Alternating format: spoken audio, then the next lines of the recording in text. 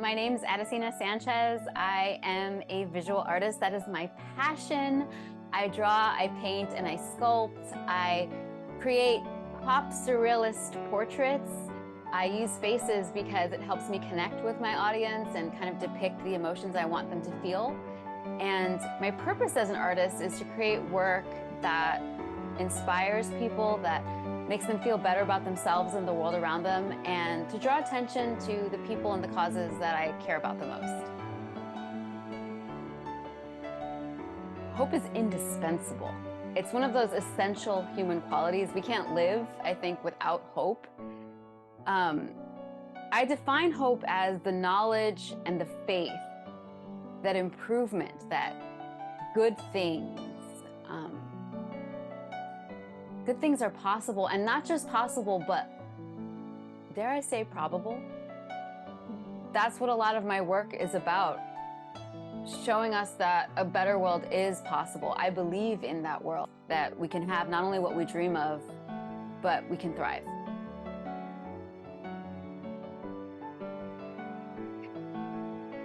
There have been so many moments when I have lost hope. Can I say every day, a little bit every day, because life is hard, right? Yeah. But I consider myself to be a very positive person, a very hopeful person. So despite everything, I mean, like anyone else, I've had chronic illnesses, I've had serious illnesses, major setbacks. I've been betrayed. I've failed. I've been in impossible situations where I felt like there was no escape, no way out. So yes, in those days and weeks and moments, I lost hope. But there's a reason why I defined hope by including the word faith, and that's because the thing that's always brought me out of suffering was that faith in a power that's greater than myself. I've heard this quote from Einstein, and there's a lot of contention as to whether or not he said it, but I'm gonna say it anyway. He said that the most important question a person can ask is whether or not the universe is a friendly place. And regardless of whether he actually asked that question, I would say what matters is that the answer is clear, which is yes, the universe is a friendly place. Our lives have meaning and value and purpose. So even when everything is going completely wrong, if you meditate, if you pray, if you remember that there's something larger than us, you can reconnect to why we're here and the fact that this too shall pass. That power is the power that gives me hope. It's the power that inspires me to create artwork. Creating things from nothing as an artist is one of the biggest blessings in my life because it always reminds me that you can make something from nothing. And I think that's what all of us did collectively, humanity, through this process. We came out of it. We made something from nothing.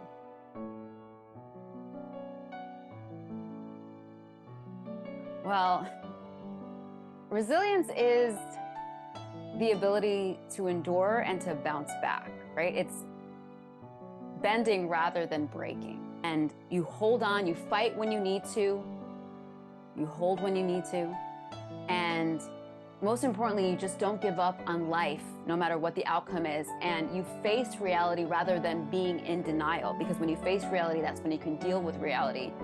And through it all, you're still willing to give, you're still willing to receive, you're still willing to be joyful, even after everything that you've been through. That is resilience.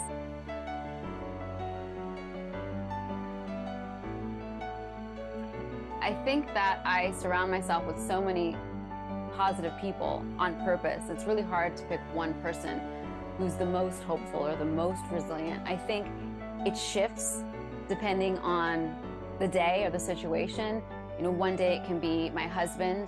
I look at him and everything he's been through, the things that he's lost in the pandemic, and how he's still able to smile and has that contagious laugh that makes me feel like, okay, it's all gonna be better.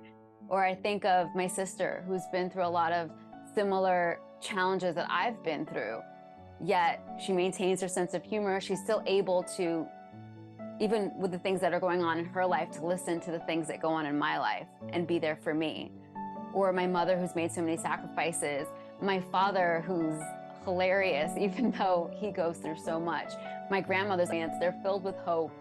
And I say that because no matter what happens, they still get up every morning, they do what they've got to do, and they do it with a smile on their face. So if that isn't hope and resilience, I don't know what is. My understanding of hope and resilience actually morphed during the pandemic. I was literally just about to get on my feet when the pandemic hit. And of course, there was a part of me that was like, are you kidding me? Like, no, I can't go through it anymore. The last couple of years have been, no, I just can't. I don't have it in me. But then there was another part of me that said, wait, let's look at what we've been through, how we got through it. I did that. I'm here, I'm standing, I'm even on my way to recovery. So for me, what I learned the most about hope and resilience was that it's not this finite resource that you use up when you're going through something really hard, but it's actually the opposite. When you're going through something really hard, you actually build your resilience. So that it's like a muscle that the more you work it, the stronger it is. And while of course it's good and necessary to rest now and then, the more you practice your hope and your resilience, the more resilient and hopeful you will be for the next go around. My observation from some of the things I've seen going on lately in public discourse leads me to really hope more than anything else that each of us can see the humanity in everyone else. And I mean everyone else, even the people we disagree with. I know that there are politicians, warmongers, the corrupt and powerful who will never listen, they will never come together. But what troubles me is that it feels like even the common person nowadays has decided what side they're on before even listening to the argument. And I think that all of us as everyday people could be so much more powerful and so much happier if we reject that false narrative, that false dichotomy. And everyday people just started to listen more to each other and see where we can agree. Because that person that you disagree with is probably the person that you need to talk to the most. All of us are just so small and vulnerable on this little planet. I mean, we're on this little spinning rock in the middle of space. It's amazing that we're even alive.